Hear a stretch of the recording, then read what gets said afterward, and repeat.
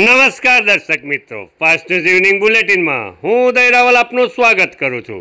બુલેટિનની શરૂઆત કરીશું ઉમરગામના મુખ્ય સમાચારોથી। આજ રોજ ઉમરગામ તાલુકાના ધોડીપાડા ખાતે કોરોમંડલ ઇન્ટરનેશનલ કંપની દ્વારા 25 લાખ રૂપિયાના ખર્ચે સુવિધા સંપન્ન નવનિર્મિત આંગણવાડીના મકાનનું નિર્માણ કાર્ય પૂર્ણ કરાતા કંપનીના પ્રતિનિધિઓ તથા આમંત્રિતોની ઉપસ્થિતિમાં ધારાસભ્ય રમણભાઈ પાટકરના હસ્તે લોકાર્પણ કરાયું હતું।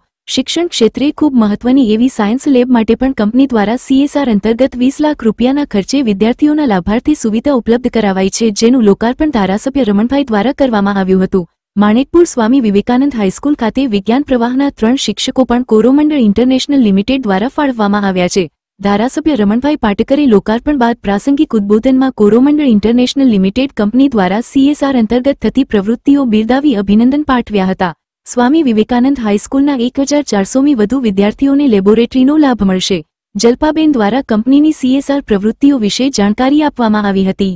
નમસ્કાર। આજે ઉમરગામ તાલુકામાં સરીગામ ખાતે આવેલા ઇન્ટરનેશનલ કોરોમંડલ કંપની દ્વારા ધોડીપાડામાં 25 લાખના ખર્ચે એક સુંદર વોલ દિવાલ સાથે આંગણવાડીનું નિર્માણ કર્યું છે, તેનું આજે અમે લોકાર્પણ કર્યું છે।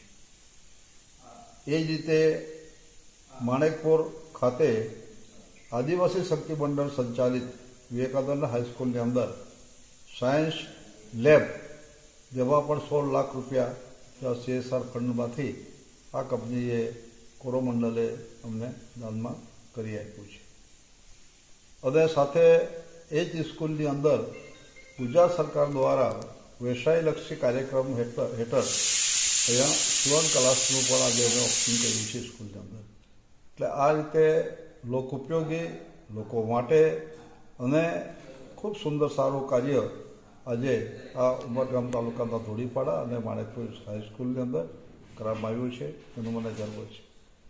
ખૂબ ખૂબ અભિનંદન આપ્યા, કારણ કે કોરોમંડલ એ માત્ર પૈસા કમાઈને પોતાના વતનમાં લઈ જતા નથી, પણ આ તાલુકાની અંદર ઘણા બધા સેવાકીય કાર્ય કરી રહ્યા છે। એમણે અહીંયા ડિસ્ટિલરી પણ ખોલવામાં આવેલી છે સરીગામ ખાતે। ભૂતકાળની અંદર આંબા કલમો 3-4 હજાર સરીગામ, બોણપાડા, વાડિયાપાડા એ વિસ્તારની અંદર વિતરણ કરવામાં આવ્યું છે, જ્યાં શિષ્યવૃત્તિ આપવા માટેની પણ જોગવાઈ એમના કંપની દ્વારા કરવામાં આવી છે।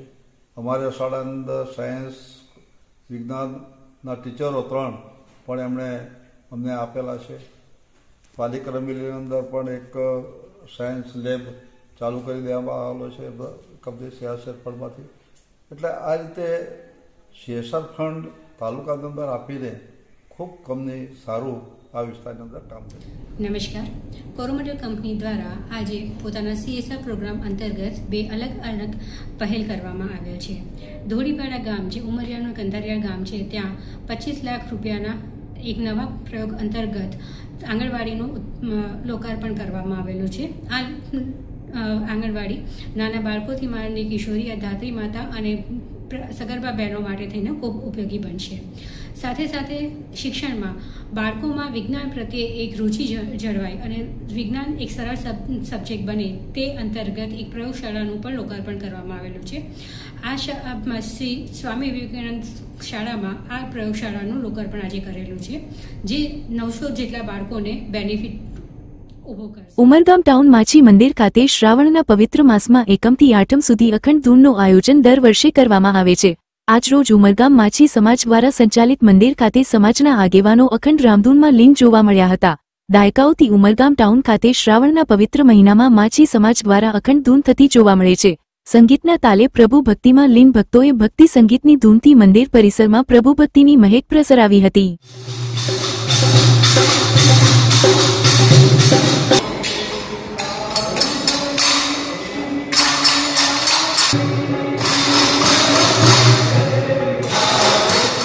રાજ્યના ઉર્જા મંત્રી કનુભાઈ દેસાઈના હસ્તે વાપી ચલા ખાતે અંદાજિત 17 કરોડ રૂપિયાના ખર્ચે તૈયાર થયેલા 66 કેવી સબ સ્ટેશનનું લોકાર્પણ કરાયું હતું। સુરતના 66 કેવી સચિન બીડી તથા ઉધના સબ સ્ટેશનના 1 કરોડ 90 લાખ રૂપિયાના સેફ્ટી નેટ પ્રોટેક્શન માટે તૈયાર થનાર સિસ્ટમનું ખાતમુહૂર્ત નાણામંત્રી કનુભાઈ દેસાઈએ કર્યું હતું। વાપીનામાં ફાઉન્ડેશન દ્વારા 1 રૂપિયાના ટોકન દરે જગ્યા આપતા આ પ્રોજેક્ટ 8 માસમાં તૈયાર થયો હતો।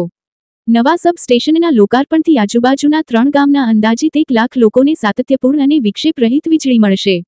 રાજ્યના નાણાં, ઉર્જા અને પેટ્રોકેમિકલ્સ મંત્રી કનુભાઈ દેસાઈના વરદ હસ્તે વાપીના ચલા ખાતે અંદાજિત 16 કરોડ 73 લાખ રૂપિયાના ખર્ચે તૈયાર થયેલું 69મું 66 કેવી સબ સ્ટેશનનું લોકાર્પણ અને સાથોસાથ સુરતના 66 કેવીના સચિન બીડી તથા ઉધના સબ સ્ટેશનના 1 કરોડ 90 લાખ રૂપિયાના ખર્ચે તૈયાર થનાર સેફ્ટી નેટ પ્રોટેક્શન સિસ્ટમનું ખાતમુહૂર્ત કર્યું હતું. રિક્વાયરમેન્ટ 9000 મેગાવોટ હતી અને આજની તારીખે વીજળીનો જે વપરાશ છે એ લગભગ 25000 મેગાવોટ મેક્સિમમ આ વર્ષે આપણને બતાવ્યો છે. એટલે કે ગુજરાતનો વીજળીનો વપરાશ આખા ભારતનો જે વપરાશ છે વર્ષે 1162 યુનિટ થાય છે. એક માણસનો વપરાશ વર્ષે 1162 થાય અને ગુજરાતમાં એક વ્યક્તિ દીઠ વપરાશ 2400 યુનિટ છે. એટલે કે આખા ભારતમાં ગુજરાતનો વપરાશ બમણો છે અને બમણો એટલા માટે છે કે આપણે અહીંયા વધુ ઉદ્યોગો છે, વધુ ખેતી થાય છે અને સાથે સાથે આપણું શહેરીકરણ પણ સૌથી વધુ છે. અને આનો આપણે સંપૂર્ણ યશ જો ગુજરાતના વીજળી સુધારાને આપવો હોય તો આપણે મોદી સાહેબને આપી શકાય. સોલાર પોલિસી બનાવી કે આપણે કુદરતી ઉર્જાનો જવું જોઈએ, જે રીતે સમગ્ર વિશ્વમાં ક્લાઇમેટ ચેન્જ, વાયુ પરિવર્તનના લીધે કમોસમી વરસાદ આવે, કમોસમી ગરમી આવે અને એના લીધે એમણે ક્લાઇમેટ ચેન્જને દૂર કરવા માટે કે એને કંટ્રોલમાં કરવા માટે સોલાર પોલિસી બનાવી અને આખા દેશમાં આજે ગુજરાત સોલાર અને પવન ઉર્જા ઉત્પન્ન કરતું સૌથી પહેલું રહેતું. ખાસ કરીને આપણા ગુજરાતના નાગરિકોને પણ ખાસ અભિનંદન આપ્યું છે કે સોલાર રૂફટોપ પોલિસી જે ગુજરાત સરકારે પોલિસી કેન્દ્રની છે, ગુજરાત સરકારે એમાં સાથ આપ્યો અને ગુજરાતના જે નાગરિકો છે એમણે પોતાના રૂટ ઉપર સોલાર રૂફટોપ લગાવીને જે લગાવ્યું છે એ આખા ભારતમાં સૌથી વધારે છે અને લગભગ 80% જેટલા રૂફટોપ ખાલી ગુજરાતમાં છે. દાદરા નગર હવેલીમાં વિશ્વ આદિવાસી દિવસની રંગત, સર્વ આદિવાસી સમાજની ભવ્ય રેલીનું આયોજન કરાયું હતું. વિશ્વ આદિવાસી દિવસ નિમિત્તે યોજાયેલ કાર્યક્રમમાં નેતાઓ એક મંચ પર જોવા મળ્યા હતા. સર્વ આદિવાસી સમાજ દાદરા નગર હવેલી દ્વારા વિશ્વ આદિવાસી આંતરરાષ્ટ્રીય દિવસ નિમિત્તે સાંસ્કૃતિક શોભાયાત્રાનું ભવ્ય આયોજન કરવામાં આવ્યું હતું. તેમાં હજારોની સંખ્યામાં લોકો જોડાયા હતા. રેલી સામરવાણીથી શરૂ થઈ આંબલી ફુવારો અને કિલવાણી માર્ગે આગળ વધી, જ્યાં ક્રાંતિકારી ભગવાન બિરસા મુંડાને શ્રદ્ધાંજલિ આપી રેલી દાંડોલ ફળિયા ખાતે સમાપ્ત થઈ. પરંપરાગત ઢોલ તાશ અને વાદ્યોની ધૂન સાથે આદિવાસી વસ્ત્રોમાં સજ્જ યુવા મહિલાઓએ નૃત્ય ગીતથી રંગત વધારી હતી.